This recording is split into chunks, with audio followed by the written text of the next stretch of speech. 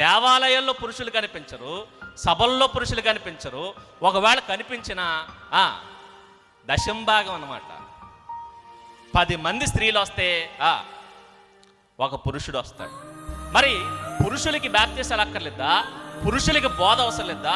పైగా మీరైనా తీసుకొచ్చేటప్పుడు మీ భర్తలను తీసుకురారు. పోని మీ భర్తలు మీ మాట వినరంటే మీ పిల్లలను కూడా ఏ పిల్లల్ని తీసుకొస్తారు తెలుసా? ఎవరు? అమ్మాయి అయితే తీసుకొస్తారు. మరి అబ్బాయి ఆయన ఊరి మీద కుదిలేస్తారు.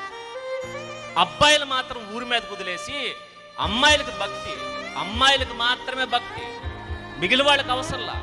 అబ్బాయి పుడితే వాడు బైబిల్ పట్టుకోకూడదు, వాడు సండే స్కూల్కి రాడు, యూత్ మీటింగ్లకు రాడు, దేవాలయానికి రాడు, ఓరకొక్క తిరిగినట్టు ఊరి మీద తిరుగుతాడు.